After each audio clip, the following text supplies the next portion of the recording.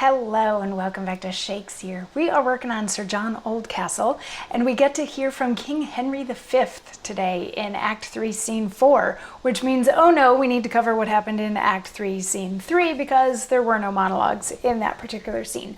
So prior to all of this, we've got a battle brewing that's going to happen probably on Fickle Field. We've got Merle the brewer, who expects to be knighted when he gets there, and about 50,000 troops are going to fight on the side of the proto-Protestants, and King Henry heard a rumor that Sir John Oldcastle is actually one of the sort of instigators on that side, so he's heading there to go to war too, instead of going off and fighting a war in France. So this is going to be a big thing, but we're not quite there yet. In Act 3, Scene 3, we get to check in with Sir John the parson of Wrotham, so not Sir John Oldcastle, and his girlfriend Doll, who is a concubine, and they're having a little conversation, and she says that he's too jealous, and he's like, well, you'd rather be with so-and-so, and she's like, no, I'm completely honest to you, and he's like, okay, baby, I'll take care of you, whatever it is that you want, we'll take it, and she's like, but didn't you already spend the money from the last guy that we robbed? And he's like, yeah, but that's fine, we'll go get more, as long as I have a knife, I can cut open anybody's bag, and you will have whatever it is that you want. She's like, okay, that's great, yay. And that's essentially Act 3, Scene 3. It's just a cute little interchange between Bonnie and Clyde type lovers, but, you know, take them down several notches. They're just thieves, not quite to the extent of Bonnie and Clyde.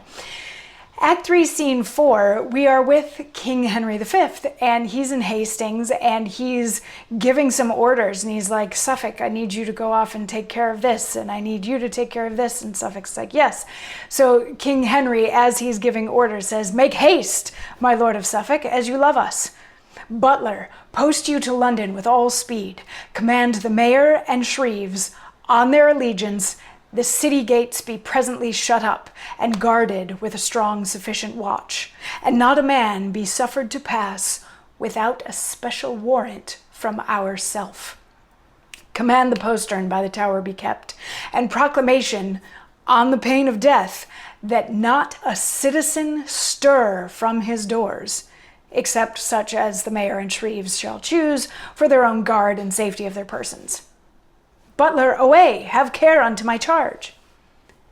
So he's giving orders. He's like, Suffolk, go do your thing. And then he turns to Master Butler, and he's like, I want you to go to London and tell him to shut up the gates, and nobody's allowed in unless they have special travel visa from me, and tell the watch that basically nobody's allowed to leave their house except for the people that the mayor and the guardsmen and everything like that have chosen to be guards. Like, that's fine. Those people can be roaming about. So Butler goes to leave, and then he's like, oh, and also wait, before you go, go down to the docks and tell him to get a boat ready for me. And Butler's like, great. So he leaves. And once he's gone, the king's like, all right, now I'm going to put it on my disguise so that I can go and find out what's happening on the proto-Protestant side of things without anybody knowing who I am. So he puts on this disguise and he gets ready to go. But then Sir John, the parson of Wrotham, comes in, and Doll, and holds him up. He's like, give me your wallet, give me your purse. And the king is like, wait, what? I'm being robbed here? And Sir John's like, yeah, give me your money. And he's like, well, I don't have any money. He's like, no, you have to have something. And this back and forth continues for a little while until finally the king gives Sir John some money. He gives him £100 in angels. He's like, here, this is all that I've got. And Sir John is like, you're doing pretty well. Like, where are you from? He's like, well, I'm from, court. And he's like, oh, are you one of the king's servants? And the king is like, yes, I am. And he's like, oh, well, that's good for you, and good that you're making such a good living. I feel a little bit better taking money from somebody that I know can spare it, as opposed to somebody that can't necessarily. And then they launch into this thing about how the king should be nicer to thieves because the king used to be a thief in his younger days. Like, this is all stuff that Sir John is saying to the king, who's in disguise. And the king's just like, oh, really? You say it like the king robbed you at one point? How exactly did that happen? And Sir John keeps going on. He's like, but I'm hoping that if I ever meet the king, he'll pardon me because, I'm actually not that bad of a guy. And the king's like, you know what? I bet he would. And he's like, okay, so if you guy who I'm robbing right now ever find yourself in Southwark and you need some help, just say the name Sir John and you'll be taken care of. And the king's like, alrighty then, I will.